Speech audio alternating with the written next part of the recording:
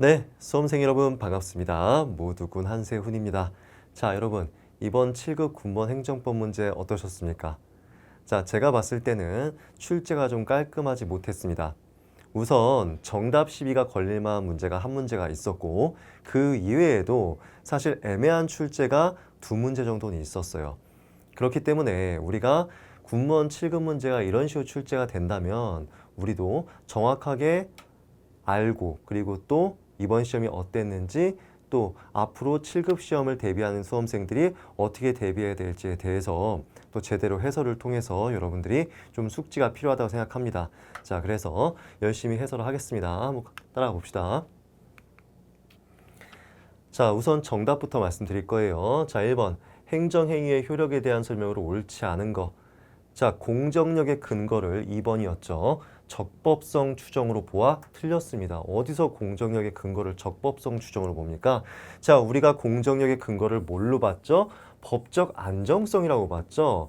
법적 안정성이기 때문에 아무리 행정처분의 하자가 있더라도 그 하자가 무효가 아닌 한 권한 있는 기관에 의해서 취소되기 전까지는 일응 유효하다고 보는, 그쵸? 그래서 일응의 유효성이잖아요. 그쵸? 적법성 추정 아니죠? 틀렸습니다. 자, 행정의 적법성은 피고인 행정청이 아니라 원고 측에서 입증 책임이 있다. 자, 여기서 틀렸는데 이거 볼 필요 있습니까? 볼 필요 없습니다. 자, 넘어가시고요. 그래서 정답은 2번이었습니다. 자, 이건 아무 문제가 없어요. 자, 나머지 옳은 지문 보겠습니다. 자, 1번. 행정처분이 아무리 위법하다고 하여도, 자, 이거 뭐죠? 개념정의죠? 공정력의 개념정의. 당연무효인 사유가 있는 경우를 제외하고는 아무도 그 하자를 이유로 무단히 그 효과를 부정하지 못한다. 그쵸? 처분의 상대방이든 권한 있는 기관이 아닌 다른 국가기관이든 상관이 없습니다. 그래서 아무도라고 얘기를 하는 거예요. 이거 맞아요. 민사소송에 있어서 어느 행정처분이 당연무효인지 여부가 선결 문제일 때에는, 그렇죠? 만약에 행정처분이 당연무효래요. 그럼 우리가 여기서 공정력이 작용합니까? 안 하죠? 그러니까 민사법원은 자유롭게 판단을 할 수가 있는 거예요. 해당 처분이 무효인지 아닌지에 대해서. 만약에 공정력이 미쳤다면 민사법원은 처분을 취소할 수 있는 권한이 없잖아요. 그러면 해당 처분이 일응 유효하다고 생각하면서 판단을 들어가야 되는 거예요. 공정력이 미친다면. 근데 공정력이 미치지 않기 때문에 민사법원도 야, 우리도 민사법원이지만서도 해당 행정처분이 당연무효라면 우리도 판단할 수 있어. 그거죠? 판단하여 당연무효임을 전제로 판결할 수 있고, 그렇죠. 반드시 행정소송 등의 절차에 의해서 취소나 무효 확인을 받아야 하는 것은 아니다. 자, 이번에 지방직 기출문제랑 매우 비슷한 문제죠. 21년도 지방직 기출문제. 그죠? 자, 이런 게 만약에 제 설명이 지금 깔끔하게 안 들어온다. 그럼 그냥 암기한 거예요. 자, 선결 문제 파트는 그냥 암기만 해서는 안 된다고 제가 눈에 강조했습니다. 그죠? 이해를 하셔야죠. 어떤 법률에 의해서 행정청으로부터 시정명령을 받은 자가 시정명령 나왔다 벌써 어떤 느낌이 듭니까? 아, 형사소송에 있어서의 선결 문제이구나. 그쵸? 시정명령 위반죄, 조치명령 위반죄의 유죄 판결을 위해서는 그 선결 문제로서 적법한 시정명령을 위반했을 때여야 됩니다. 자, 그러면 그 선결 문제가 뭐랬죠? 행정처분의 위법 적법 여부죠. 그러면 형사법원도 해당 행정처분의 위법 적법 판단할 수 있다 했어요, 없다 했어요? 있다 그랬죠. 그죠? 자, 이를 위반한 경우에 자, 그 때문에 그 법률에서 정한 처벌을 하기 위해서는 그 시정명령은 적법한 것이라야 한다. 그렇죠. 그냥 풀어쓰고 있잖아요. 여러분들 이거를 이런 식으로 그냥 암기하시는 분들이 있잖아요. 민사법원인가 형사법원인가 처분의 유효성인가 위법성인가 유효성인가 위법성인가 유효성일 때 무효 사유인가 취소 사유인가 여기서만 공정력 미친다. 여기도 마찬가지다. 여기서만 미친다. 자, 이거는 우리가 전부 다 이해를 한 다음에 정리를 하는 것에 불과합니다. 그죠? 자, 이런 문구들이 자연스럽게 받아들여질 수 있게끔 여러분들이 기본 강의 단계에서부터 이해가 필요합니다. 그렇죠? 이거를 막 읽으면서 이게 맞는 말인가를 생각하고 있으면 사실 이미 좀 늦은 거예요. 됐습니다. 그래서 1번의 정답은 2번이었습니다. 아무 문제 없습니다. 자, 지자체의 사무에 대한 설명으로 옳지 않은 것은, 자, 이거는 소거법으로 풀면 됩니다. 그렇죠? 자, 일단 정답 지문 보시겠습니다. 3번. 자, 이 3번 지문 이외에 나머지 지문을 명확하게 학습을 했기 때문에 설령 이 판례를 잘 모른다고 할지라도 풀 수 있어야 됐습니다. 자, 볼게요. 법령상 지자체장이 처리하도록 규정하고 있는 사무가 자치사무인지 기관 위임 사무인지를 판단할 때 경비 부담의 주체는 사무의 성질 결정의 본질적 요소가 아니므로 부차적인 것이기 때문에 고려의 요소가 될 수 없다? 아니죠. 고려 요소가 돼야죠. 기관이임 사무 같은 경우는 원래는 권한을 가지고 있는 기관이 비용도 들이고 지가 일도 했었어야 되는데 그 권한을 넘겼잖아요. 자, 권한을 넘겨서 뭐 하급 기관한테 넘기든 다른 기관한테 넘겼잖아요. 권한을. 그죠? 자, 그랬으면 일하는 것에 대한 비용은 누가 지불을 해줘야 되는 거겠습니까? 권한을 넘긴 기관이 그 비용을 부담해야 되겠죠. 자, 그러니까 우리가 지금 기관이임 사무에 대해서 논의를 하고 있고 그리고 기관이임 사무에 있어서는 권한을 넘긴 기관이 비용을 부담해야 되겠다라고 얘기를 하고 있잖아요. 그렇죠? 그렇기 때문에 지금 그 본질적 요소가 아니므로 부차적인 것이므로 이거는 여러분들 틀리라고 이렇게 써놓은 거고, 그렇죠? 고려 요소가 될 수 있어요, 없어요? 제가 고려했죠, 방금? 네, 될 수가 있습니다. 자, 그래서 틀린 것은 3번이었습니다. 뭐 전혀 문제가 없어요. 이건 판례 문제이기 때문에. 자, 불황인도시설, 정신질환 요양시설 이거는요. 통일적 사무가 필요한 영역입니다. 그렇죠? 그렇기 때문에 지자체장의 지도, 감독 사무는 국가 사무이다. 맞아요. 그렇습니다. 자, 그 인천광역시장이 원고로서 자, 인천광역시 의회를 피고로 공항고속도로 통행료 지원에 조례안 재결 무효 확인 청구 소송을 제기하였는데 지역 주민한테 통행료를 지원하는 것은요. 그 인천광역시의 문제일 뿐입니다. 그렇죠? 대한민국 전국에 공항고속도로가 있습니까? 아니죠. 공항이 있는 또 그리고 공항고속도로가 따로 뚫려 있는 곳에서 얘기가 있는 겁니다. 그죠? 그렇기 때문에 그 지자체의 사무에 관한 내용이겠죠. 그렇죠? 그렇기 때문에 자치사무가 되는 것입니다. 지자체의 자치사무에 관한 그 장의 명령이나 처분에 대한 시정명령의 경우에 법령을 위반하는 것에 한정된다. 그렇죠? 자치사무에 대한 감독은 법령 위반, 위법성 심사에 한정된다. 한목적성 심사가 아니다. 그렇죠? 이거는 많이 정리했던 내용이고요. 그렇죠? 좀 애매했던 지문 1번까지는 여러분들이 애매했다라고 할 수 있지만 여러분 우리가 비용 부담을 누가 하는 것인가에 대해서는 우리가 공부를 한 적이 있기 때문에 충분히 3번을 찍을 수가 있었습니다. 설령 1번이 좀 애매했다고 할지라도요. 그래서 여기까지 전혀 문제없는 출제였고요. 자, 어차피 제가 특별히 언급하는 거 아니면 문제가 없기 때문에 문제 있는지 없는지는 더 이상 언급하지 않겠습니다. 자, 3번. 행정법 관계에 대한 설명으로 가장 옳은 거.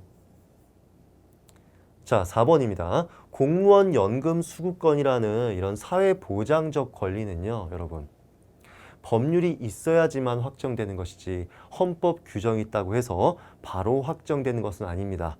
자, 그 내용이에요. 근데 사실 좋은 출제는 아니라고 보여져요. 왜냐하면 뭔가 설명이 더 필요합니다.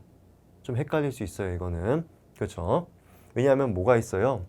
공무원 연금을 받을 수 있는 지위는 확인 처분이 있어야 됩니다. 그렇죠? 그 확인 처분을 받아야지만 공무원 연금을 실제 수급할 수 있는 권리가 생겨요. 이 판례랑 좀 헷갈릴 수가 있기 때문에. 그렇죠? 좀 이렇게 출제하는 것보다는 헌법에 의해서 뭐 직접 바로 확정되는 것이 아니라 법률에 의해서 확정된다까지 설명했으면 좋잖아요. 아니 9급도 이렇게 설명 많이 해주면서 7급을 이렇게 한 줄짜리 지문을 여전히 출제하고 있으면 어떡합니까? 이거 좋은 출제가 아니에요. 자, 그러니까 그냥 문제은행에서 떼다가 낸 것 같아요.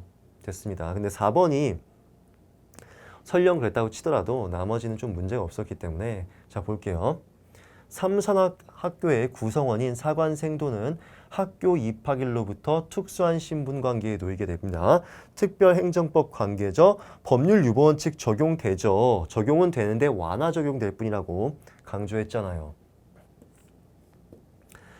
자, 지자체가 학교 법인이 설립한 사립중학교의 의무교육 대상자에 대한 교육을 위탁한 때 그 학교 법인과 해당 사립중학교입니다. 사립중학교에 재학 중인 관계입니다. 자, 이게 특별행정법 관계입니까? 그렇지 않습니다. 국공립이어야 되는 거죠. 사립이잖아요. 그렇죠. 일반적인 사법상 계약이죠. 공법상 계약이 아니라. 불이익한 행정처분의 상대방은 직접 개인적 이익을 침해당한 것이므로 볼 수 있죠. 왜 없어요? 대표적인 직접 상대방으로서 침익적 처분을 받았기 때문에 다투고 싶은 대표적인 사람이잖아요. 법률상 이익 침해 받았고요. 그죠? 원고적 격을 바로 인정하지 못한다? 그냥 다 틀렸어요. 이거는. 이상한 소리다. 그쵸? 그래서 정답은 뭐 주저하지 않고 4번을 찍을 수 있었다. 왜냐하면 이게 워낙에 틀린 문제였기 때문에, 틀린 지문이었기 때문에. 그죠? 국유재산에 대한 설명으로 옳지 않은 것. 자, 우리가 국유재산도요. 자, 이것도 되게 좀 약간 난이도를 높인다고 생각하면서 이렇게 출제했는지는 모르겠지만 그래도 완전 치사한 출제는 아닌 게요.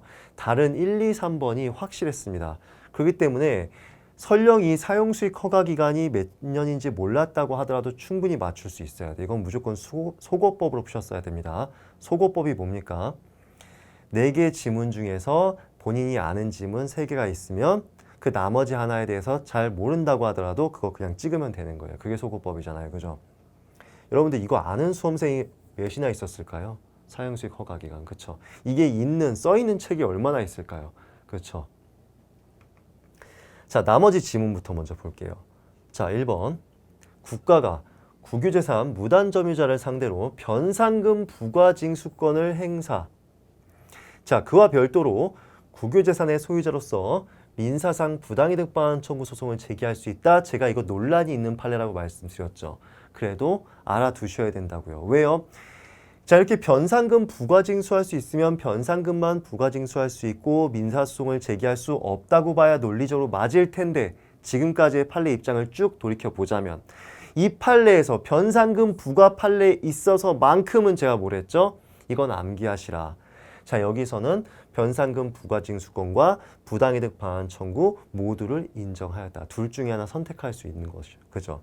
그래서 행정청 입장에서 변상금 부과징수하든지 아니면 민사상 부당이득 반환 청구 가능하다고 보는 판시가 있었기 때문에 엄청나게 까이고 있으며 여러분들은 이걸 암기사항으로 기억하셔야 된다라고 하시면 충분히 볼 수 있었다. 대비했잖아요, 이거는. 자, 국유재산의 무단점유자에 대한 변상금 부과는 그렇죠. 우월한 지위에서의 그렇죠. 일방적으로 부과하는 것이고 만약에 납부 안 하면 행정강제권을 행사할 수 있죠. 행정상 강제집행 해가지고 바로 뺏어올 수 있어요. 자, 행정법상 의무를 부과했고 강제력을 행사할 수 있다는 걸 봤을 때 우리는 뭐를 미루어 짐작할 수 있는 거죠? 아, 이건 공법관계이고 그리고 우월한 지위에서 하는 거겠구나 라는 것을 미루어 짐작할 수도 있겠죠. 그쵸? 항고소송의 대상이 되는 행정처분이다. 뭐 그리고 이 정도는 다 암기돼 있는 거죠. 제가 이렇게 이해를 시켜드리고 암기의 문제까지는 당연히 하는 거죠. 여러분 이해만 해가지고 되는 건 아닙니다. 암기 당연히 필수죠. 행정재산의 목적의 사용수익 허가는 특허다. 이건 너무 기본이죠. 그죠? 자, 4번 볼게요. 5년입니다. 이건 몰라도 맞출 수 있어야 돼요. 나머지 게 확실하니까. 이건 소거법으로 푸셔야 했다. 정답은 4번이다. 자, 이게 이제 문제입니다. 자, 저는 정답을 1번이 아니라 2번이라고 잡겠습니다. 자, 볼게요. 자, 오히려 지금 공식 홈페이지에서는요, 지금 정답이 1번이라고 그랬어요, 이거를. 근데 이게 좀 애매한 게 보세요. 자, 취소 판결이 확정된 과세 처분. 자, 과세 처분이 있었다. 500만 원의 과세 처분이 있었는데 여기에 대해서 그 과세 처분을 부과받은 갑이 행정소송 가서 다퉈가지고 이거를 취소 판결을 받았다, 이긴 거예요. 그러면 이거는 없어집니다. 왜요? 판결의 형성력 때문에. 그렇죠? 소급해서 없어진다고 했었어요. 그럼 이러한 처분을 받은 적조차가 없는 거예요. 자, 소급해서 없어진 처분인데 과세관청이 경정하는 처분을 하였다? 아니, 있지도 않은데 경정을 할 수 있어요? 이게 있어야지 뭐 바꾸는 거 아니에요? 있지도 않은데 뭐 300만 원으로 경정할 수 있어요? 안 되잖아요. 이게 있어야지 경정이 되는 거잖아요. 대상이 없는데 경정만 한다? 당연무효죠. 취소 사유가 아니라. 그거는 제 문제집에도 있잖아요. 당연무효죠. 그죠? 그래서 오히려 정답은 2번이다 라고 보여지고요. 자, 1번 볼게요. 당사자가 확정된 취소 판결의 존재를 변론 종결 시까지 주장하지 아니하였다 하더라도, 자, 확정 판결이 있으면 기판력이 있는 것이고, 기판력이 있다는 것은 어떤 문제다? 이거는 직권조사 사항의 문제입니다. 자, 소송 요건과 관련된 문제예요. 자, 그렇기 때문에 쌤, 왜 이 기판력이 소송 요건과 관련돼요? 어디에 기판력이 미칩니까? 소송물에 미치잖아요. 그렇죠? 다툼 그 자체가 무엇인가가 소송물이죠. 그러니까 이 다툼 그 자체에서 지금 문제가 발생했으면 본안 판단을 할 수 있어요, 없어요? 없다. 자, 그렇기 때문에 상고심에서 새로이 이를 주장 입증할 수 있다? 그렇죠. 자, 이 경우는 주장 입증할 수 있는 거예요. 그렇죠. 그래서 자, 요건 오히려 맞는 지문으로 보여지거든요. 자, 그래서 정답은 오히려 2번이 아닐까라는 생각을 하고 있습니다. 자, 됐습니다. 자, 3번. 행정처분의 무효확인 판결은 확인 판결이라고 하더라도요. 자, 단순히 무슨 민사소송이나 당사소송에서의 확인 판결과는 다르게, 자, 처분을 취소하든 처분을 무효화시키든 그 처분이라는 것은 제3자한테 영향을 미치는 제3자의 행정행위도 있었고, 그쵸? 그렇게 제3자의 행정행위 같은 경우에는 확인 판결을 받았을 때도 제3자한테 영향을 미치는 거죠. 그렇죠? 그러니까 논리구조가 이렇게 되는 거예요. 처분, 행정행위. 행정행위는 제3자의 행정행위도 있었지. 이 제3자유는 제3자한테 영향을 미친다는 뜻이죠. 그러니까 이게 취소가 되거나 무효가 되면 제3자한테 영향을 준다는 거죠. 그쵸? 그죠? 됐어요. 사실 더 자세하게 하고 싶지만 여기까지만 할게요. 기본 강의 아니니까. 아니면 간단하게 판결에 대세요. 가도 되고요. 자, 행정처분의 취소 판결이 확정되면 그 판결에서 확인된 위법 사유를 배제한 상태에서 다시 처분을 하거나, 그렇죠. 기속력이 발생하니까요. 위법한 결과를 제거하는 조치를 해야 될 의무가 있다. 이건 너무나 이제 일반적인 지문이었고, 그죠? 그래서 이게 지금 정답 시비가 걸린 문제다라고 생각하시면 되겠습니다. 근데 모르죠. 그걸 받아줄지 안 받아줄지, 어떤 막 논거를 들이대가지고 안 받아줄지는 모릅니다. 사시에서도요, 예전에 엄청나게 정답시가 걸린 문제가 있었는데요. 끝끝내 인정 안 해줬어요.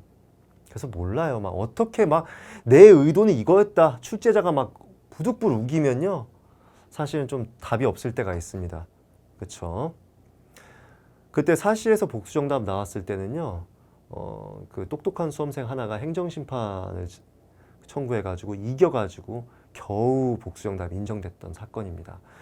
자, 근데 군무원 수험생들 중에서는 행정심판까지 갈까 생각이 들어요.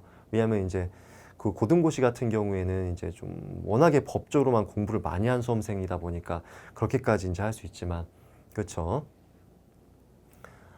자, 됐습니다. 그래서 여기에 대해서도 어떻게 결론이 나올지는 확신을 못 드려요. 왜냐하면 출제자가 어떻게 우기느냐에 따라서 달라지게 됩니다. 됐습니다. 자, 제가 그래서 좀 갖고 왔어요. 자, 보세요. 전소 확정 판결의 존부는 당사자 주장이 없더라도 법원이 직권으로 조사하여 판단하지 않으면 안 되고, 직권조사 사항이라 이 뜻이에요. 사실심 변론 종결시까지 주장하지 아니하였다면 상고심에서 새로이 주장 증명할 수 있다. 있잖아요, 판례가. 쌤, 근데 이거 민사사건이네요. 민사사건이라서 행정사건이라서 다른 거 아니에요? 아, 여러분, 우리가 행정소송법에 뭐라고 되어 있죠?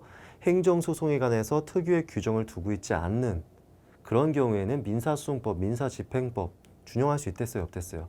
있다 했잖아요, 그쵸? 법원조직법 준용할 수 있잖아요, 그죠? 자, 그래서 이 법리는 충분히 준용이 가능합니다. 라고 보여지기 때문에 제가 이렇게 쭉 말씀드린 겁니다. 자, 됐어요. 근데 결론이 어떻게 날지 모릅니다, 저도. 자, 6번입니다. 행정기본법상 법적용 기준에 대한 설명으로 옳지 않은 것은? 자, 4번입니다. 법령을 위반한 행위 후에 법령의 변경에 의해서 그 행위가 법령을 위반한 행위에 해당하지 않는 경우에도 해당 법령에 특별한 규정이 없는 경우에는 변경 이전의 법령을 적용해야 된다. 이런 걸 왜 우리가 일일이 검토를 하고 있습니까, 여러분? 정리 한 방이면 끝나는데. 행정기본법이 도입된 이후에 우리가 정리를 한번 쫙 다 했습니다. 자, 볼게요. 법 위반 행위가 있습니다. 그리고 우리가 왜 법 위반 행위라는 표현을 쓰죠? 법이 있으니까요. 자, 지금 이게 법이 있는 거예요. 자, 그리고 그 위반 행위에 대한 제재를 해당 법에 따라서 하게 됩니다. 그럼 제재 처분. 자, 여기서는 아무 문제가 없어요. 그쵸? 위반 행위 당시에 법을 적용한다. 뭐가 문제가 있어요. 그죠? 근데 여기서 만약에 법이 바뀌었다면 문제가 생깁니다. 그쵸? 자, 바로 여기에 있어서 우리 행정기본법의 규정을 두고 있는 거죠. 자, 구법이고 신법이다. 그쵸? 근데 이 신법이 유리할 때는요, 오히려 위반행위 당시에 구법이 아니라 신법을 적용한다라고 되어 있습니다. 행정기본법에. 그쵸? 그러니까 신법 적용해가지고 제재 처분하면 되는 겁니다. 자, 이거 말고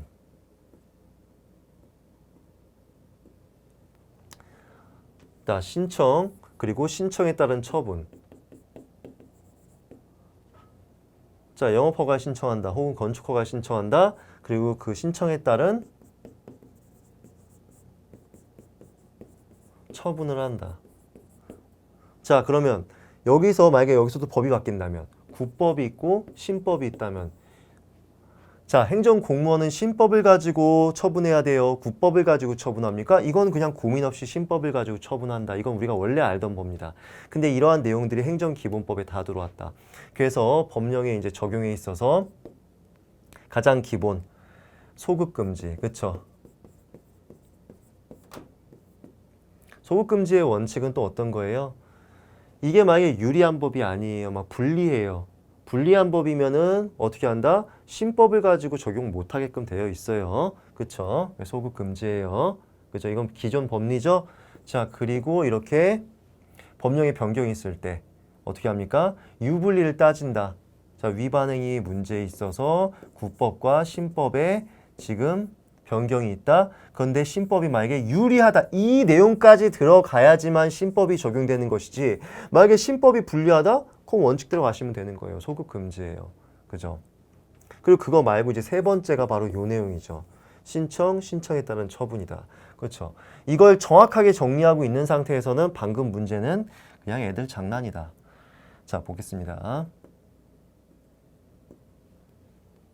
법령을 위반한 행위 후에 법령의 변경에 의해서 그 행위가 법령을 위반한 행위에 해당하지 않게 됐다. 자, 그럼 뭐예요? 구법하고 신법이 있는데 그 신법상에서는 그 행위가 법령 위반이 아니래요. 그럼 유리한 변경이죠. 그럼 유리한 신법 적용해야지 구법을 왜 적용하고 있습니까? 저는 그냥 틀렸죠. 이걸 만약에 틀렸었다면 정리가 아직 안 된 겁니다. 자, 1번 보겠습니다. 새로운 법령은 법령에 특별한 규정이 있는 경우를 제외하고는 그렇죠. 자, 이건 원칙적인 얘기죠. 소급금지. 야, 법을 바꿨잖아. 함부로 넘으면 안 돼. 이게 소급금지잖아요. 근데 하필이면 만약에 위반행위고 그 위반행위에 대한 제재의 문제에서는 신법이 만약에 유리하다면 그냥 신법 적용할 수 있다. 이 규정이 들어온 거잖아요. 행정기본법에. 이건 원칙적인 거. 원래 알던 거 우리가. 문제 없다. 신청에 따른 처분은요. 아까 뭐랬죠? 제가 신청 시 그리고 신청에 따른 처분 시. 법이 바뀌었다? 그럼 신법 적용해야죠. 이건 당연히. 법령에 특별한 규정이 있거나 처분 당시 법을 적용한다고 곤란하게 특별한 사정이 있는 경우를 제외하고는 처분 당시의 법을 따른다. 뭐 법에 변경이 있어도 신법 따르는데 뭐 법에 변경이 없으면 당연히 그냥 신법 적용하면 신법이든 그냥 법 변경 없으면 그냥 그 당시 처분 당시의 법 어떻게 해도 이건 맞는 얘기예요. 법이 변경이 되든 뭐 그냥 법이 변경이 없든지 상관없어요. 이건 그냥 따질 필요도 없어요. 신청에 따른 처분을 할 때 당시의 법이다. 자, 법령을 위반한 행위의 성립과 이에 대한 제재 처분은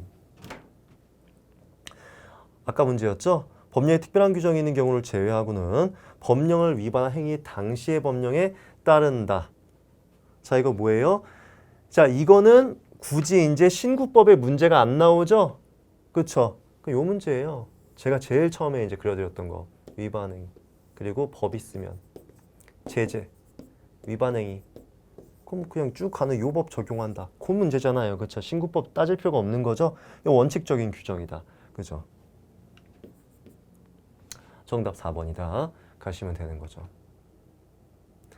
자, 행정조직법상 권한이다. 이건 매우 반가운 문제죠. 엄청나게 강조하는 문제잖아요. 그렇죠? 그리고 제가 사실 6번도 행정기본법 특강할 때 제가 얼마나 제가 저하고 떠들었어요. 제가. 그죠? 자, 그 다음에 자 대리권을 수여받았다. 대리 한번 정리 싹 다 해봅시다. 나온 김에. 자, 대리를 받는 피대리청이다. 받을 때는 피라고 합니다. 그렇죠? 피대리청.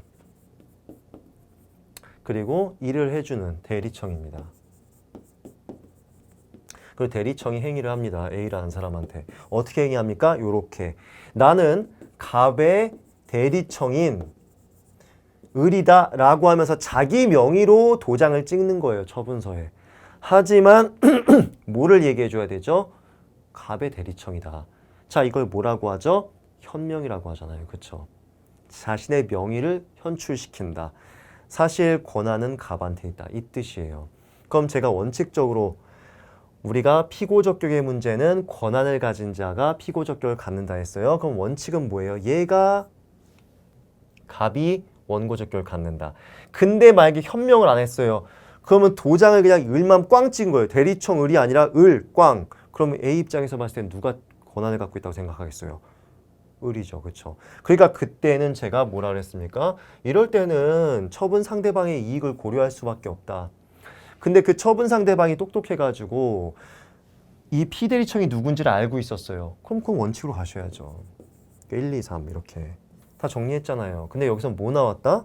2번 나왔잖아요. 그죠? 자, 대리관계를 밝히지 아니하고 그 명의로 처분할 권한이 없는 행정청이 권한 없이 그 명의로 한 처분에서 그 취소 소송 시 피고는 본 처분 권한이 있는 행정청이 된다. 그죠? 본 처분 권한은 피대리청 얘를 얘기하는 거거든요. 맞습니까? 아니잖아요. 제가 아까 여기서 대리청이 된다. 그쵸? 그래서 여기서 본 처분 권한이 있느냐고 표현하긴 했지만 우리가 이걸 정확하게 구도를 알고 있으면 얘를 얘기하고 있다는 걸 알 수 있죠. 그죠? 그래서 틀렸습니다. 자, 1번 체납 취득세에 대한 압류 처분 권한은 도지사로부터 시장에게 권한의 위임이 있는 것이고 시장으로부터 압류 처분 권한을 내부위임 받은 데에 불과한 구청장이 자신의 명의로 한 압류 처분은 자 여기서 내부위임 한번 나오거든요. 근데 뒤에 가서도 내부위임 나오거든요. 이번 7급 문제가 얼마나 신경을 안 쓰면서 출제를 했는지를 알 수가 있어요. 내부위임 문제를 뭐 두 문제가 출제하고 있습니까? 내부위임을 받은 데 불과했는데 자 그 지금 내부임을 받은 그 수임청이 자신의 명의로 압류 처분하면 돼요? 안 돼요? 권한도 없으면서 자기 이름으로 하면 안 되죠? 주체상 음결이죠? 무효다. 뒤에도 나와요, 여러분. 신경을 너무 안 썼어요, 이번 7급 문제. 자, 행정 권한의 위임은 법률의 위임을 허용하고 있는 경우에 하나여 인정된다. 그렇죠? 자, 그렇죠. 법적 근거가 있어야지 인정된다. 문제 없다. 자, 그리고 권한의 위임이든 재위임이든 이렇게 일반 규정을 가지고 가능하다. 정리했던 내용이다. 그렇죠? 그래서 문제 없습니다. 그래서 정답은 2번이 되는 거죠. 됐습니다.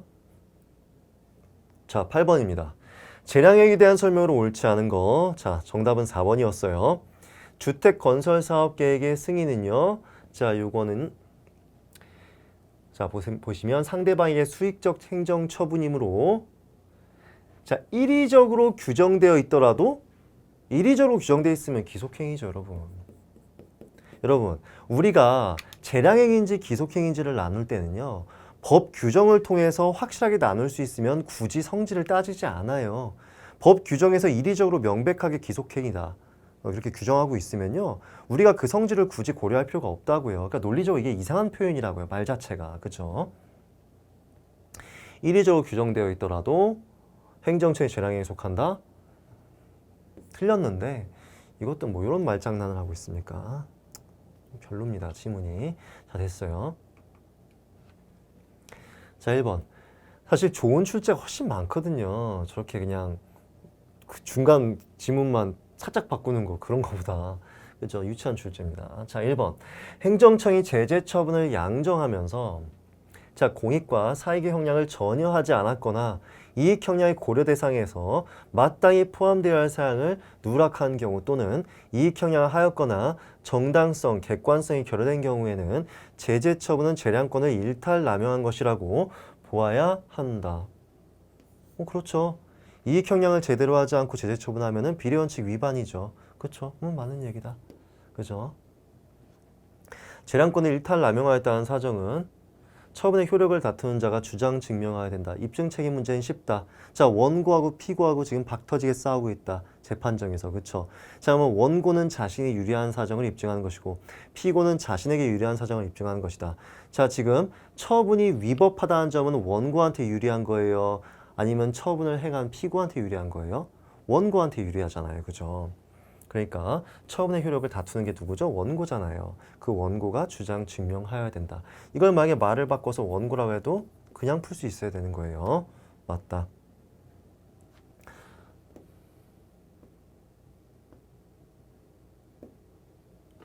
자, 공유수면 관리 매립에 관한 법률에 따른 공유수면의 점용사용 허가는 공유수면의 이용권이라는 독점적 권리를 설정하여 주는 처분이므로 맞습니다. 이제 강학상 특허죠. 행정청의 재량에 속한다. 맞습니다. 근데 제가 이런 질문을 받았습니다. 쌤, 저 이 질문 이해는 다 되는데 독점적 권리를 설정해 준다. 쌤, 분명히 특허로 인해서 그 공유수면 이용권이라는 권리가 채권적 권리라고 말씀해 주셨는데 이건 물권적이라는 뜻 아닙니까? 라는 질문을 받았어요. 그건 어떤 얘기냐면 자, 이 공유수면 이용권이라는 그 이용권을 누구한테만 행사할 수 있습니까? 관할 행정처한테만 행사할 수 있어요. 그런 측면에서 채권적인 거고요. 그 내용이 바로 이건 내가 어느 정도의 독점적인 권리를 가지고 있다. 그 뜻에 불과합니다. 그러니까 채권적 권리인지 물권적 권리인지는 자, 내가 누구나한테 행사할 수 있는 권리다 하면 물권적 권리고요. 내가 특정 주체한테만 행사할 수 있다. 그러면 그건 채권적 권리입니다. 자, 이거는 특정 주체한테만 행사할 수 있는 권리잖아요. 그러면 이건 채권적 권리예요. 그 내용이 독점적인 어느 정도의 독점권을 인정하고 있는 것일 뿐이죠. 그죠? 좋은 질문입니다. 이렇게 저는 그런 질문 좋아해요. 생각을 좀 해야 돼요. 행정법 공부할 때는. 정답 맞아요. 이거는 맞는 질문이에요. 그렇습니다. 정답은 4번이었고 이제 9번 가겠습니다. 실효성 확보 제도에 대한 설명으로 가장 옳은 것은 자, 대집행 계고 처분에 있어서 의무이행 기간이 이행 종기인 날짜에 계고서를 수령하였고 자, 대집행 영장으로서 대집행의 시기를 늦추었다고 하여도 자, 위법한 처분이다. 맞죠? 자, 우리가 계고를 하면서 가장 중요한 내용이 뭐였죠? 상당 기간을 주는 거예요. 그러면 계고 시까지는 적어도 상당 기간을 줬어야 되는 건데 계고 이후의 절차인 대집행 영장으로서 통지를 할 때 자, 이때 상당 기간 줬다고 해도요. 자, 그것은 위법한 것으로 볼 수 있다라는 겁니다. 그렇죠? 절차 위반, 위법한 처분이 되는 것이다. 자, 학원 폐쇄를 위해서 출입 제한 시설물의 설치와 같은 조치를 할 수 있게 규정되어 있는데 이거는 강제 집행을 할 수 있는 근거가 되네요. 자, 이러한 규정은 동시에 폐쇄명령, 하명이네요. 자, 하명의 근거 따로 있어야 되고 강제집행의 근거가 따로 있어야 되는데 이렇게 얘기하면 안 되는 거죠? 그렇죠. 자, 대집행은 대체적 자기 의무에 대한 강제집행 수단으로서 이행강제금은 부자기 의무나 비대체적 자기 의무에 대한 강제집행 수단으로서 이해되어 왔어요. 이거 맞아요. 여기까지는요. 그런데 최근에는 어떻습니까? 비대체적 이런 의무나 부자기 의무나 이런 의무 이외에도 원래는 대집행을 하던 대체적 자기 의무 위반에서도 하기 시작했다. 왜? 편리하니까. 그렇죠? 이건 다 알고 있는 거죠. 한국자산관리공사의 재공매 결정과 공매 통지, 이거는 공매에 있어서 절차적 요건이고 재공매 결정은 절차적 요건조차 되지 않는다고 했어요. 둘 다 행정처분 아닙니다. 그렇죠? 그래서 공매 통지에 뭔가 문제가 있다? 그러면 공매 자체를 위법하게 만들 수는 있어요. 하지만 여기서는 어디까지나 공매 하나만 처분으로 뽑아내셔야 되는 거죠. 됐습니다. 정답 3번이었습니다. 자, 10번 행정규칙에 대한 설명으로 옳지 않은 것은. 자, 이거 1번 지문이 애매했다? 모르셔도 됩니다. 나머지 지문 가지고 충분히 풀 수 있었어요. 이것도 속어법으로 풀면 빨랐어요. 경찰청 예규로 정해진 체증규칙은, 체증규칙이 뭡니까 여러분? 증거를 채택하는 규칙이 체증규칙입니다. 행정규칙이지만 맞아요. 자, 집회 시위 참가자들은 구체적인 촬영 행위에 의해서 비로소 기본권을 제한받게 되는 것일 뿐만 아니라, 자, 여기까지는 모르셔도 됩니다. 이게 뭔 소리야 하면서 넘어가셔도 아무 상관이 없었어요. 체증규칙, 이게 행정규칙이랬죠. 행정규칙으로 인해서 직접 기본권을 침해받게 된다? 자, 이렇게 논리적으로 전제를 깔아주죠. 그 전제대로 풀어보세요. 이게 논리적으로 전제를 깔아줬던 문제들은 오히려 쉬운 문제들인 게 이거대로 맞춰서 틀린 말이 되면요. 그럼 그 자체로 틀린 지문이 되는 거예요. 여러분이 여기서 이게 행정규칙인지 법규명령인지 따질 필요가 없다고요. 따져보세요. 행정규칙 위반으로 인해서 직접 기본권 침해를 인정할 수 있겠습니까? 그게 아니죠. 그렇죠? 이런 행정규칙 말고요. 실제로 증거를 채택하는 다른 행위가 있어야 되는 거죠. 여러분, 행정규칙을 근거해서요. 처분을 인정할 수 있는 판례는 있습니다. 행정규칙에 근거해서 처분 나갈 수 있다. 그래서 이 처분을 다투는 거죠. 행정규칙 자체를 가지고 다투는 게 아니죠. 그렇죠? 자, 그래서 여기서는 행정규칙에 의해서 직접 기본권을 침해받게 된다? 이상한 소리다. 근데 이걸 몰랐어도 상관은 없다. 왜냐하면 나머지가 너무 쉬운 지문이었다. 자, 2번. 행정규칙은 적당한 방법으로 통보되고 도달하면 효력을 가지며 반드시 국민에게 공포돼야 되는 것은 아니다. 그렇죠. 적당하게 알려지면 그만입니다. 행정규칙은. 법규 명령은 공포가 되어야 되는 거죠. 자, 행정규칙의 내용이 상위 법령이나 법의 일반원칙에 반하는 것이라면 그렇죠. 법질서에 위반해서 당연무효이다. 무슨 행정규칙에 무슨 공정력 같은 거 있는 거 아니죠? 그러니까 바로 이제 당연무효가 되는 것이고 취소의 대상이 될 수 없다. 그렇죠. 하자 있으면 무효예요. 그렇죠. 처분이나 무효인지 취소인지 나누는 거지. 어떠한 처분의 근거나 법적 효과가 행정규칙에 규정되어 있다고 하더라도요. 자, 그 처분이 행정규칙의 내부적 구속력에 의해서 상대방에게 권리 설정, 의무 부담을 명할 수 있죠. 그렇죠? 아까 제가 행정규칙에 의해서도 처분 나갈 수 있댔죠? 항고수정이 대상이 되는 처분에 해당한다. 자, 문제 없습니다. 그렇죠? 정답 1번이죠. 자, 11번입니다. 행정계획에 대한 설명으로 옳지 않은 것은? 자, 1번. 개인의 자유와 권리에 직접 영향을 미치는 계획이라도 광범위한 형성의 자유가 인정되기 때문에 국민들에게 고시 등으로서 알려져야만 대외적으로 효력을 발생하는 것이 아니다. 대외적으로 알려져야죠. 그렇죠. 처분이라는 것은 자, 우리가 개별적 구체적 처분도 있고 일반 처분도 있는데 개별 구체적 처분은 특정인한테 대한 것이기 때문에 송달해주면 되는 거고요. 일반 처분은 특정인에 대한 것이 아니잖아요. 공시 송달하면 되잖아요. 공시 송달이 뭐예요? 고시 또는 공고. 그렇죠. 행정계획은 불특정 다수인을 상대로 하는 거죠. 그러니까 요거가 돼야 되는 거죠. 그렇죠. 공시 송달해야 되는 거죠. 근데 안 해도 된대요. 무슨 소리입니까? 이상한 소리죠. 바로 틀렸다. 1번. 2번. 자, 도시계획법상에 공국, 공람 절차에 하자가 있다. 행정청의 도시계획 결정은 위법하다. 제대로 알려지지 않았잖아. 이건 절차적 요건이잖아요. 그죠? 우리가 도시계획을 이렇게 만들 건데요. 거기에 대해서 뭔가 따지고 싶은 사람은 따져보세요 라고 하는 절차예요.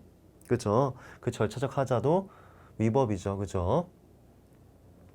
자, 국토이용계획 변경 신청을 거부하였을 때 실질적으로 폐기물 처리업 허가 신청과 같은 처분을 불허가하는 결과가 되는 경우에는, 자, 이거는 우리가 뭘 생각해 줘야 되는 거예요? 원래는 행정계획 변경 청구권은 없습니다. 행정계획 변경해달라고 하는 신청권이 인정될 수 있어요. 일반적으로 신청권 인정할 수 없죠. 그렇기 때문에 계획 변경 거부한다는 이 거부 행위가 거부 처분이 안 되는 거예요. 거부 처분이 되기 위해서는 신청권 있는 자의 신청에 있어야 된다. 그쵸? 자, 근데 이런 사람은 신청권이 있다고 볼 수 있을까요? 자, 이거 혹시 기억하십니까? 폐기물 처리업 판례. 폐기물 처리업을 하겠다고 사전 적정 통보를 받은 사람이에요. 이 사전 적정 통보를 받은 사람이 나는 그러면 이제 폐기물 처리 사업을 할 수 있겠네 하면서 특정 지역 가서 하려고 봤더니 이 지역이 농림지역입니다. 그러면 농림지역을 도시지역으로 바꿔야 돼요. 그래야지 폐기물 처리 시설을 지을 수 있어요.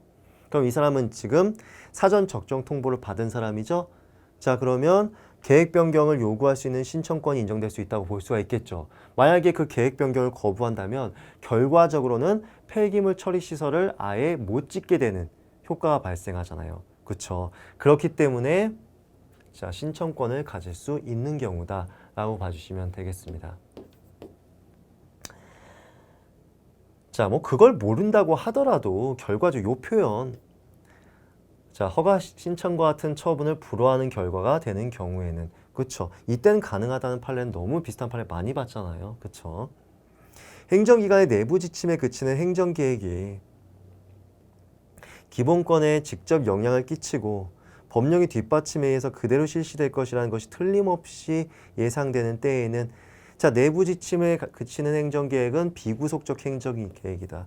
비구속적 행정계획은 원칙적으로 헌법소원의 대상이 되지 않지만 예외적으로 그대로 실시될 것이 법령의 뒷받침에 의하여 인정되는 경우라면 예외적으로 헌법소원의 대상이 될 수 있다. 헌법소원 정리 싹 다 하셨어야 되는 거죠. 자, 이것과 비슷한 게 뭐가 있어요? 행정지도도 마찬가지잖아요. 행정지도도 그 비권력적 사실행위라고 공부를 했었잖아요. 그래서 이렇게 비권력적 사실행위의 성격을 가지고 있다 라고 본다면요. 그리고 여기서도 그 구속적이지 못하기 때문에 자, 이에 준한다고 볼 수가 있어요. 처분이에요? 아니잖아요. 그렇죠? 처분이 아니고 그럼 우리 여기서 포기할 건가요? 아니죠. 처분이 아니면 항고소송으로 다툴 수는 없지만 우리가 뭘 한번 떠올릴 수는 있겠다. 헌법소원 떠올릴 수 있잖아요. 헌법소원에서의 공권력 행사성이 인정된다면 가능하다 했어요. 그렇죠? 자, 그러면 헌법소원의 공권력 행사성 여기서 인정을 바로 해줍니까? 그건 아니에요. 무슨 헌법소원이 호구입니까? 뭐 다 받아주게? 그렇진 않습니다. 자, 여기 항고소송의 대상이 되는 공권력 행사와 헌법소원의 대상이 되는 공권력 행사는 다르다고 했습니다. 그렇죠. 항고소송의 대상이 되는 건 처분성이 인정되는 거여야 되는 거고 여기서는 그 외의 공권력 행사를 얘기했었습니다.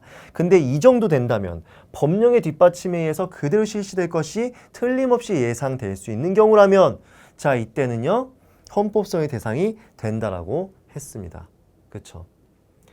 여기서 이제 행정지도 파트에서는 뭐라고 해요? 이렇게 표현 안 하고 규제적, 구속적 성격을 갖는다면. 근데 구조는 어떻게 잡으시면 된다고요? 비구속적 행정계획이든 이렇게 비권력적 사실행위든 처분성이 인정되지 않아서 항고소송 대상이 되지 않지만 헌법성의 공권력 행사성이 인정되는 경우가 있는데 이처럼 얘기하거나 혹은 규제적, 구속적 성격을 갖는다면 헌법소원의 대상이 되는 공권력 행사로 봐줄 수가 있겠다라고 말씀을 드렸잖아요. 그렇죠? 그거 정리돼 있으니까 아무것도 아니지. 그죠? 자, 12번입니다. 공법관계와 사법관계.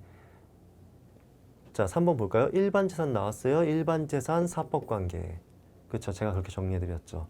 지자체를 당사자로 하는 계약에 관한 법률 사법관계로 볼 수 있다. 그렇죠?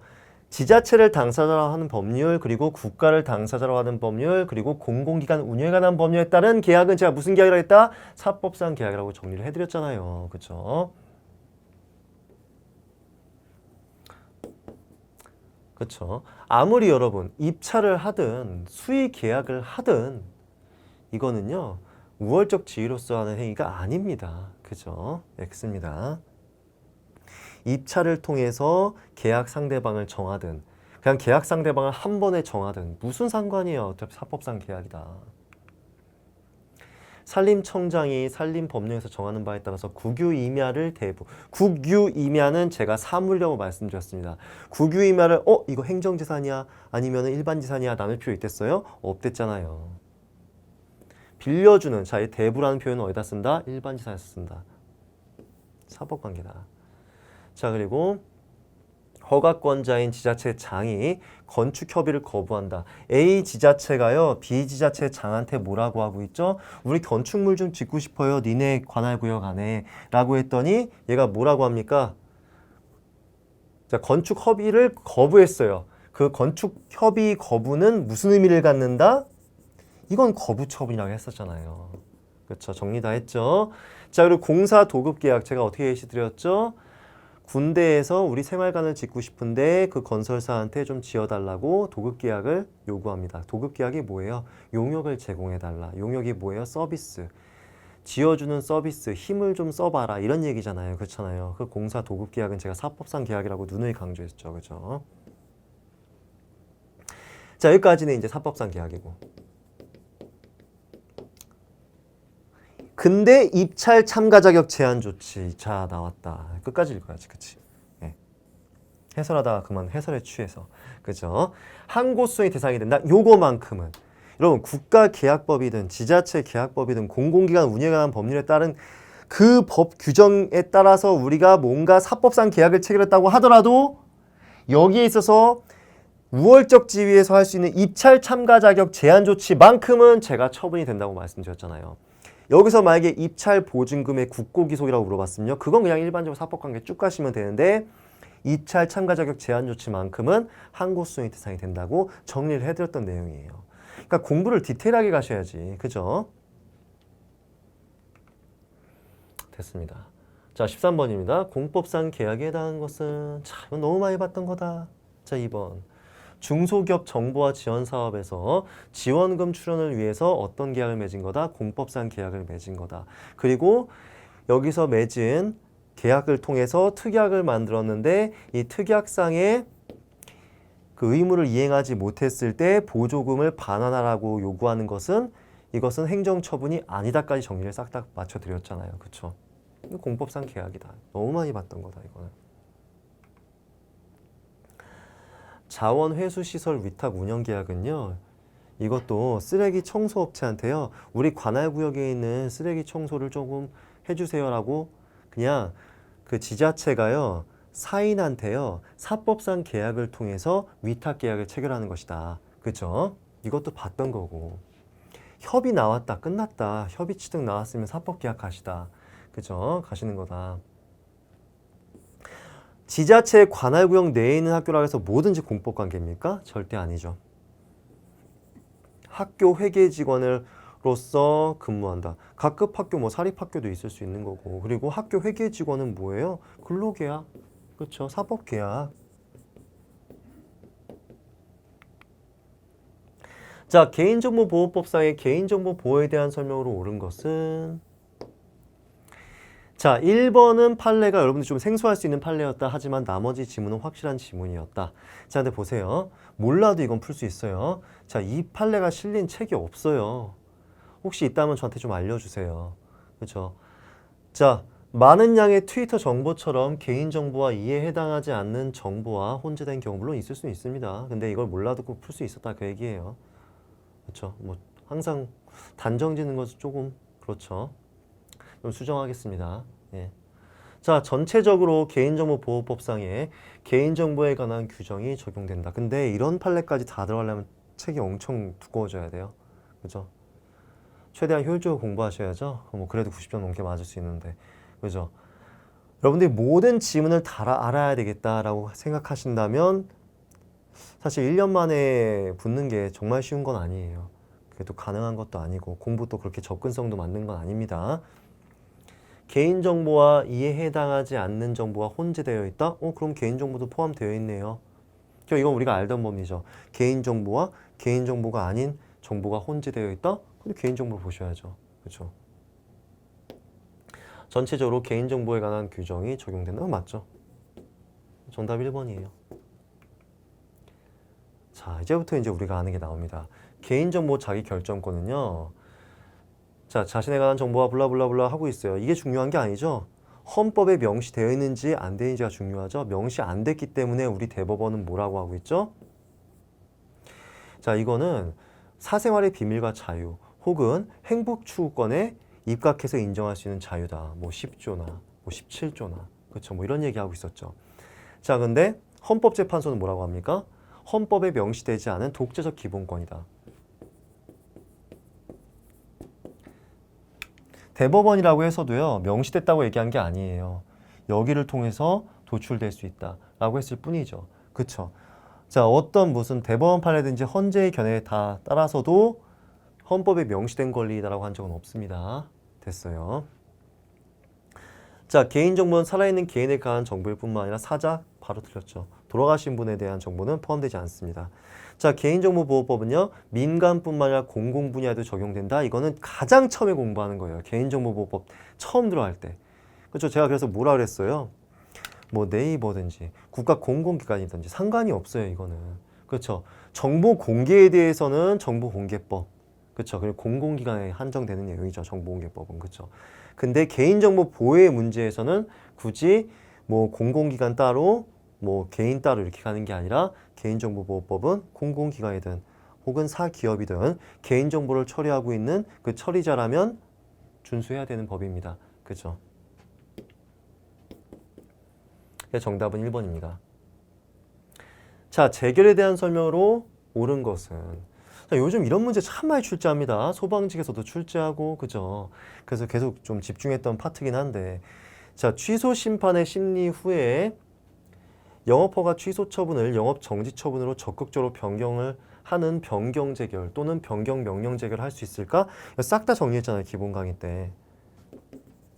자, 취소 심판에서의 인용 재결의 형태는 뭐가 될까요? 이거 암기하는 거예요? 절대 아니죠? 자, 취소 심판은 처분을 취소 또는 변경해달라는 심판이에요. 그러면 행정심판 청구인이 이겼을 때는 자, 어떤 결론이 나와야 되는 거죠? 처분을 취소하는 취소 재결, 변경을 하는 변경 재결, 변경 명령 재결. 변경 재결, 변경 명령 재결. 취소 재결. 근데 취소 명령 재결은 없다까지 정리했잖아요. 그쵸? 취소 명령할 필요가 뭐가 있어요? 취소시켜버리면 되는데. 그쵸? 자, 그래서 이 세 가지의 형태가 있었다. 자, 변경 재결, 변경 명령 재결 나올 수 있어요? 없어요? 있잖아요. 취소 심판에서. 이렇게 푸시는 거예요. 됐습니다. 이건 머릿속에 계셔야 돼요. 자, 그 다음에 의무이행 심판도 정리하셔야죠. 이것도 출제할 수 있어요. 또 나오잖아요. 그쵸? 의무이행 심판은 뭐예요? 처분을 해야 되는데 혹은 부작위 어떤 신청권인자의 신청이 있었는데 관할 행정청이 거부 처분이 있거나 혹은 부작위하거나 할 때 다툴 수 있는 형태가 의무이행 심판이었죠. 그럼 이건 처분을 해달라는 거잖아요, 결국. 자, 그러면 처분 재결 나올 수 있고 처분 명령 재결 나올 수 있잖아요. 자, 이렇게 정리가 되어 있어야 된다고요. 인용 재결의 형태가. 이건 계속 물어보고 있잖아요. 그죠? 문제 없다. 4번이 정답이다. 자, 그 다음에 이건 쉽죠. 90일이죠. 그죠? 자, 그리고 의무이행 심판의 청구가 이유가 있다고 인정되는 경우에 행정심판위원회는 직접 신청에 따른 처분을 할 수 없고 처분 재결할 수 없어요? 처분 재결할 수 없어요? 있잖아요. 그렇죠? 피청구인에게 처분할 것을 명하는 재결할 수 있을 뿐이다? 그건 아니잖아요. 이것도 가능하긴 한데 이거 할 수 있잖아요. 자, 사정 재결은 취소 심판의 경우에만 인정되고 이건 조문으로 푸는 거랬죠. 자, 의무이행 심판과 무효확인 심판의 경우에는 적용되지 않는다. 자, 뭐라고 했죠? 사정 재결에 관한 규정은 무효확인 심판에서는 적용하지 않는다. 그렇게만 규정돼 있어요. 그렇죠? 그러니까 의무이행 심판에서는 가능하다는 뜻이에요. 조문으로 가시면 된다 했습니다. 여기서는. 그렇죠? 됐어요. 정답 4번이죠. 자, 16번입니다. 공무원의 권리에 대한 설명으로 가장 옳은 것은 공무원이 국가를 상대로 그 실질이 보수에 해당하는 금원을 요구하고 있어요. 자, 이 사람이 법적 근거도 없는 수당 지급을 요구하고 있었습니다. 자, 법적 근거 없이 이런 수당을 인정할 수 있어요? 없다. 그리고 예산 항목에도 계상이 돼 있어야 된다. 그래서 법적 근거도 있어야 되고 예산도 있어야 돼요. 그렇죠? 공무원에 대해서 봉급을 주는 것은 미리 국민들이 낸 세금 중에 일정 부분을 떼가지고 예산으로 편성되어 있어야 되는 거예요. 그렇죠? 그 예산 뭐 함부로 씁니까? 아니죠. 법적 근거를 가지고 쓰는 거죠. 그렇죠? 고충심사 결정은 행정쟁송의 대상이 되는 행정처분이다. 자, 고충심사 결정 때문에 그 개인의 권리 의무가 변동됩니까? 아니잖아요.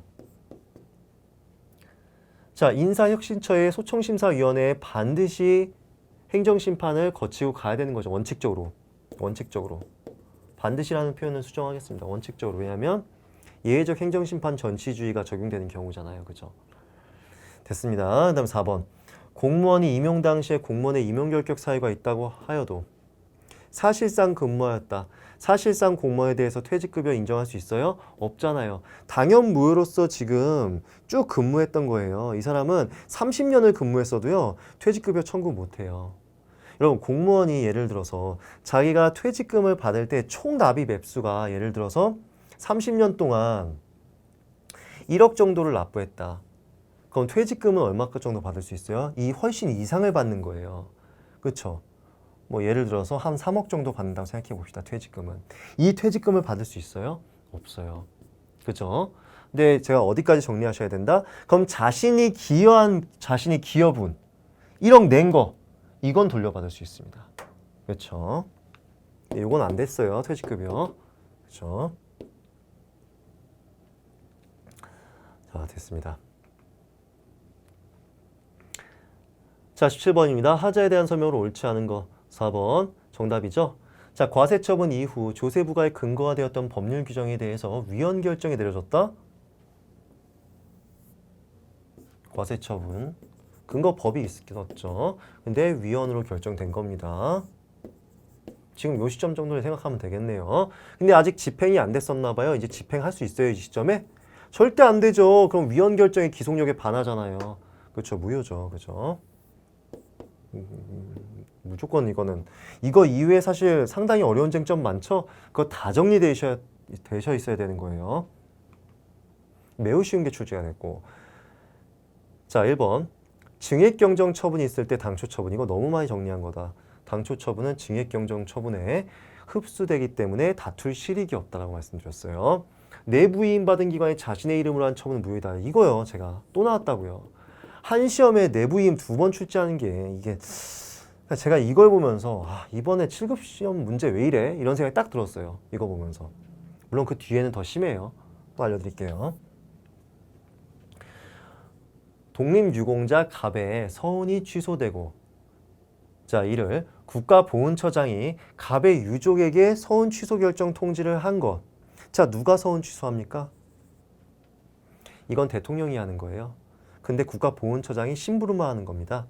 그쵸? 심부름만 했는데 통지 주체 형식의 하자가 있는 거예요? 없는 거예요. 그쵸?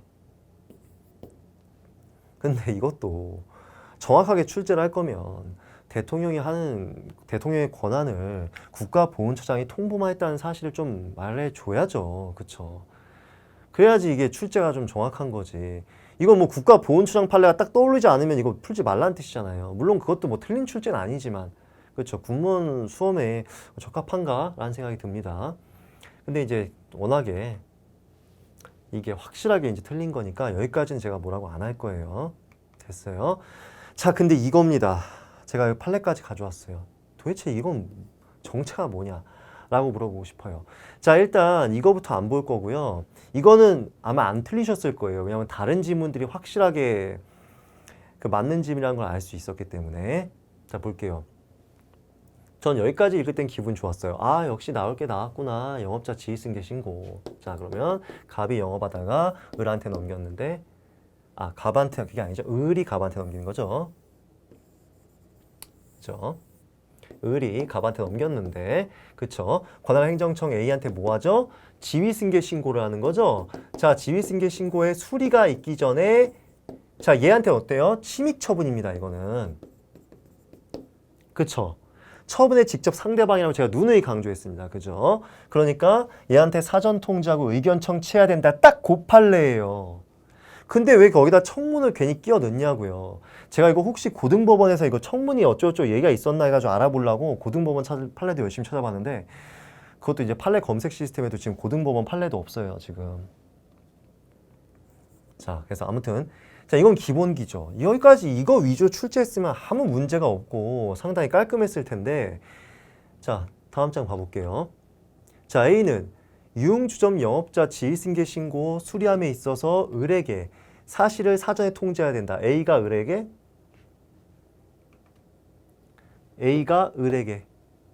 해야 되죠. 그죠? 맞아요. 자, 을은 행정절차법상 당사자. 그렇죠. 처분 상대방이니까 당사자입니다. 당사자 정확하게 맞아요. 처분에 직접 상대방이 당사자잖아요. 당사자 등에는 누구까지 들어갈 수 있어요? 이해관계인. 그리고 이해관계인은 아무나 인정되는 게 아니라 행정청이 절차에 참여하게 한 당사자 정확하다. 여기까지 좋았습니다. 자, 유흥업 주점 영업자 지휘승계 신고의 수리는 을의 권익을 제한하는 처분이다. 싹 다 정확해요.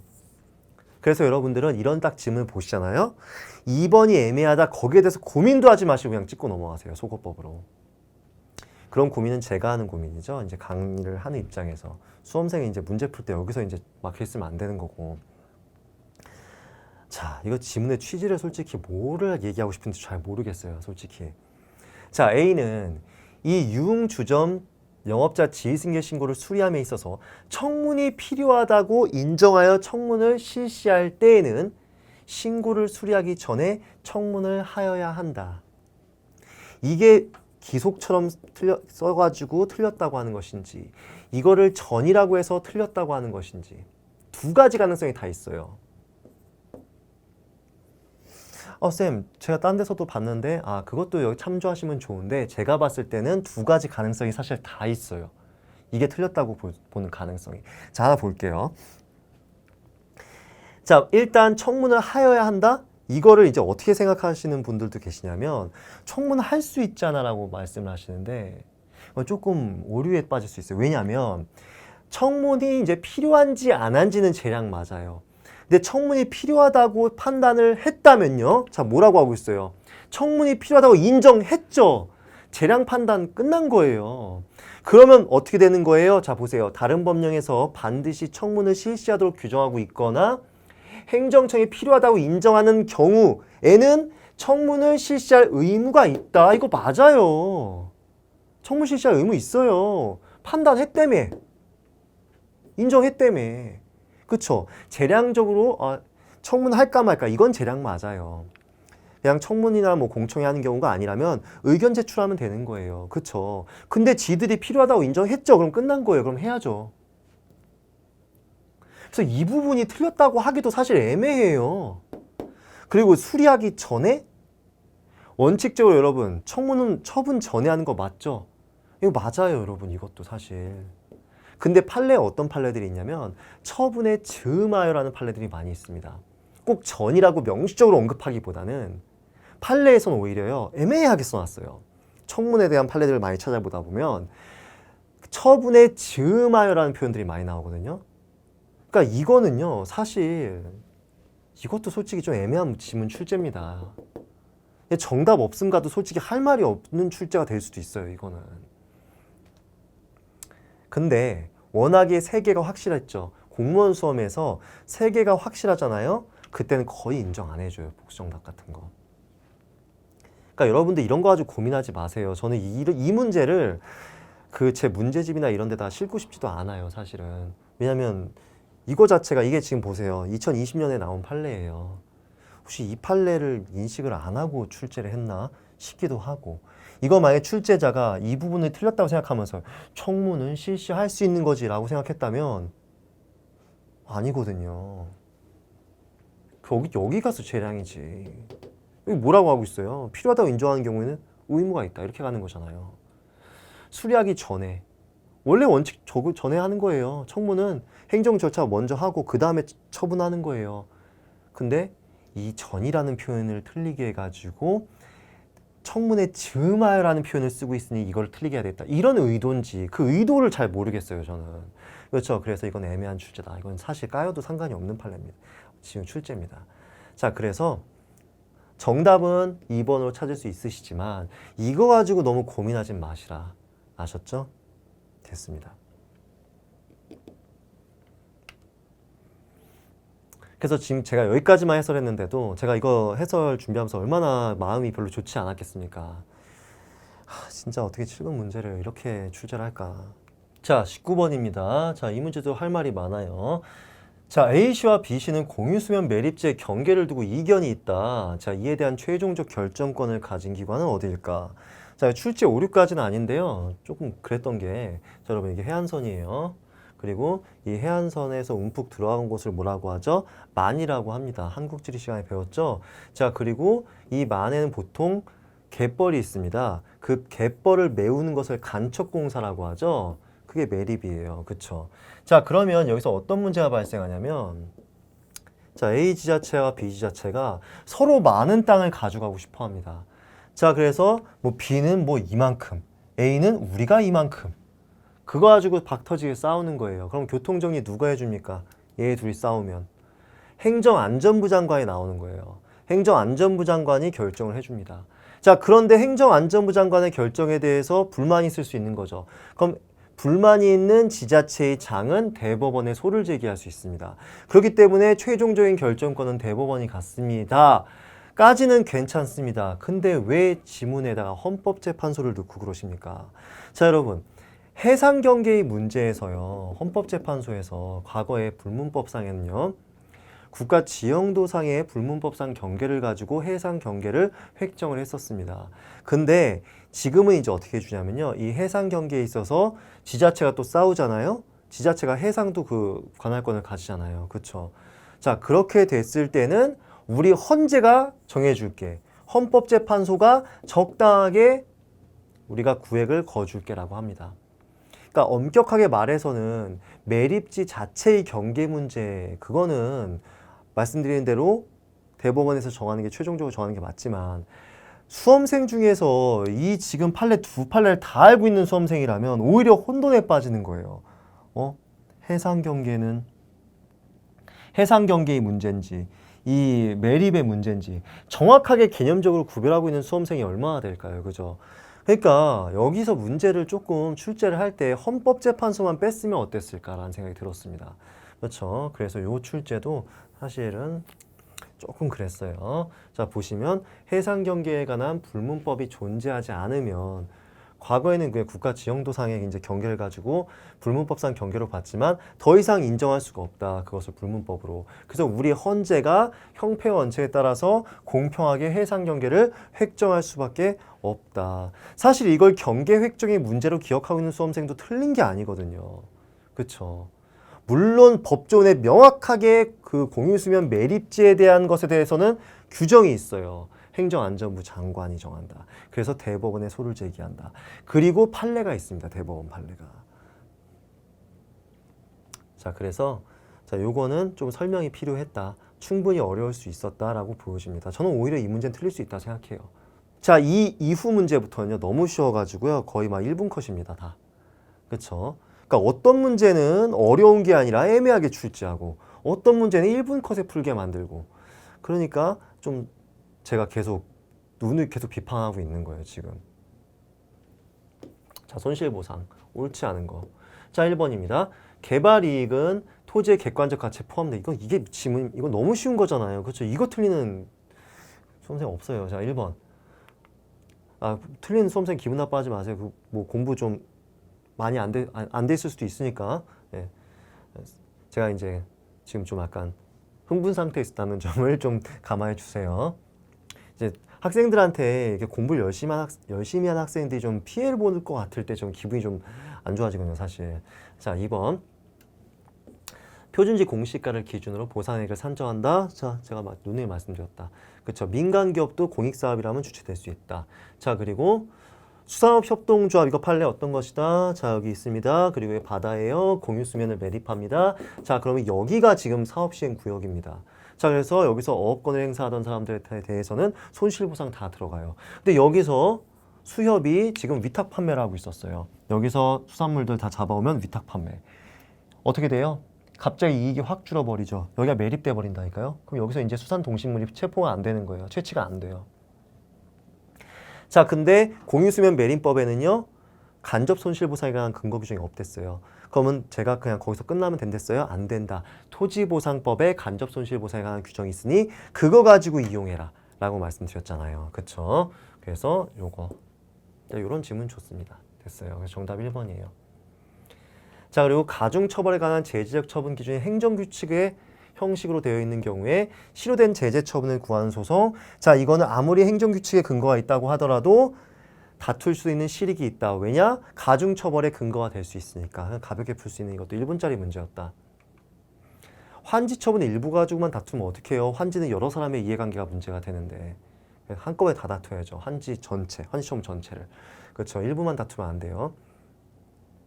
왜냐면 환지라는 건 뭐예요? 토지가 바뀐 거예요. 이 토지에서 이렇게 딱 구역된 토지로 해가지고 갑을병정이 막 이렇게 살고 있었는데 갑을병정 이렇게 살고 있었는데 아주 지금 예쁘게 토지 구획을 정리해가지고 들어오서 살고 있단 말이에요. 근데 얘 갑이 불만이에요. 내가 왜 이렇게 조금 가져갔냐? 난 더 가져가고 싶다. 근데 얘에 대한 환지 처분만 취소하면 돼요? 그럼 얘만 커지면 어떻게 돼요? 다른 사람들은 토지가 줄어들잖아요. 그렇죠. 이해관계에 영향을 미치죠. 그러니까 한꺼번에 다퉈야죠. 환지처분 전체를. 건축공사 완료됐대요. 자, 그렇기 때문에 여기에 대해서도 지금 건축 허가에 대한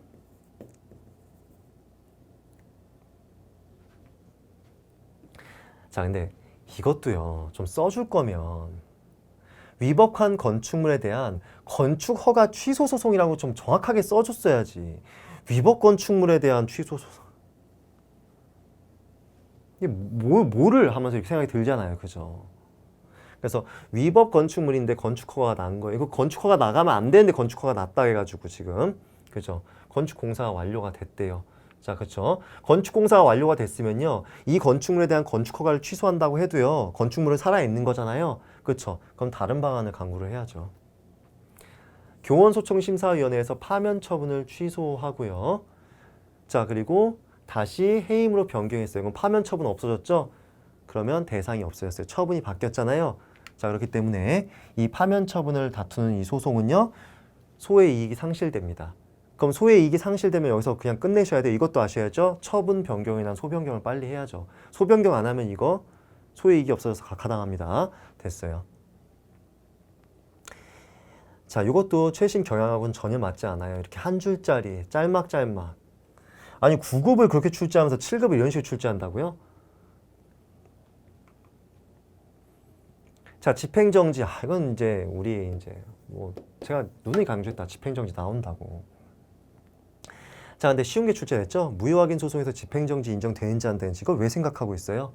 암기하셔야죠. 예제사간. 예제사간만 준용하지 않잖아요. 취소 소송에 관한 규정 중에서 무효 등 확인 소송에서 준용하지 않는 규정은 예제사간밖에 없다. 집 들어갔어요? 안 들어갔다. 그러면 준용하는 거예요. 틀렸습니다. 1분짜리 문제. 1분도 아니 1초 컷이지. 자, 집행정지를 불허할 경우에 입증 책임. 집행정지를 당하기 싫다라고 하는 것은 누구한테 유리합니까? 행정청한테요. 내가 처분을 했는데 내가 내린 처분이 집행정지 당하면 누가 기분 나빠요? 행정청이. 그러니까 행정청이 입증 책임 있는 것이고. 본안소송이 취하되면요. 집행정지는 지금 가구제인데 가구제 왜 해줘요? 결국 승소를 하게 되면 본안소송에서 승소를 하게 됐고 그러면 권리구제가 돼야 되는데 불사 권리구제를 해줄 수 없는 상황이 생길 수가 있어요. 영업정지 2월 처분을 받았는데 그 영업정지 2월 처분에 대해서 집행정지를 인정해주지 않고 열심히 행정심판이든 행정소송이든 싸웠어요. 근데 어떻게 됐어요? 2, 3년 뒤에 결과 나왔어요. 이미 영업정지 훨씬 당한 이후예요. 그렇죠? 그렇기 때문에 이 본안소송에 있어서의 문제가 매우 중요한 게 본안소송에서 이길 가능성이 있는 사람이 가구제를 받아서 일단 영업을 할 수 있게끔 해주고 그리고 결국 이기는 것을 이 사람이 이제 제대로 권리구제를 해주는 거지. 그쵸? 영업정지 처분 받은 사람의 권리구제를 결국은 해주는 것이다. 오케이. 근데 본안소송이 취하됐다? 가구제를 왜 해줘요? 본안소송에 이게 원래 구제인데. 그쵸? 집행정지 결정을 신청함에 있어서는 그 이유에 대한 소명이 있어야 합니다. 그쵸? 증명이 아니라 소명이라고 말씀드렸습니다.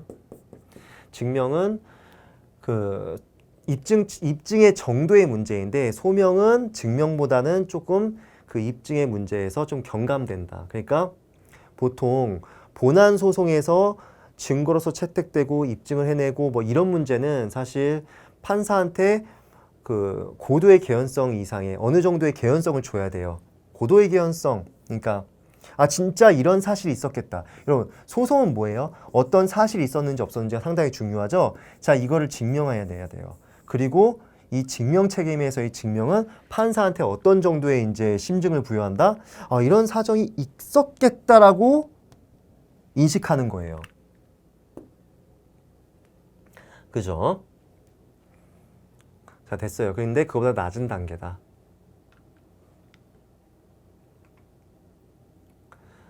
자, 조사 대상자의 자발적 협조를 얻어 실시하는 현장 조사의 경우에도 개별 법령에 이에 대한 법적 근거가 있어야 된다. 이거는 많이 봤죠. 행정조사의 법적 근거. 법적 근거 따로 필요 없는 경우가 있다. 언제? 자발적 협조를 받았을 때. 그쵸? 자료 제출 요구서는 발송을 해줘야지 자료 제출을 할 의무가 생기는 거죠. 그쵸? 자, 그 다음에 조사권 남용해서는 안 된다. 이거 좋은 문제다. 제가 행정조사기본법에서 며칠 나올 때는 그냥 7일로 찍으라 했잖아요. 그죠? 다 7일이에요. 행정조사기본법 한번 생각해 보세요. 일자 다 보잖아요. 7일이에요. 아주 이쁘게 맞춰놨어요. 그래서 제가 행정조사기본법 그 문제 풀 때 제가 뭐라 했어요? 잘 모르겠으면 7일로 찍어라. 그죠? 역시 나왔다.